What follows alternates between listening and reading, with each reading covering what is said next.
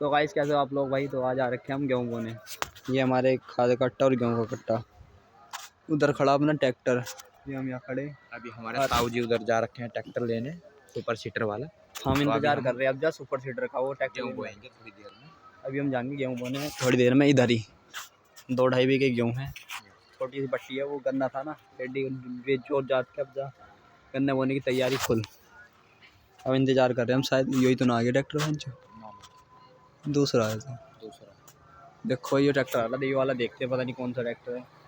855 आ गया वो तो नहीं। जो इंस्टाग्राम का छोरे रील देख रहे हैं साले। अब लौट रहा हूँ अपनी फ्री फायर की दुनिया में फिर से वापस। फ्री फायर की दुनिया में वापस। भाई जो फ्री फायर खेलता हो कमेंट करके एक बार कमेंट करके बता दिए फ्री फायर जो खेलता हूँ। या जल्दी करो कमेंट। फ्री फायर लवर भाई साहब एक बार कमेंट में भर दो, एक बार मोबाइल चोद दो दबा के। चलो चलो।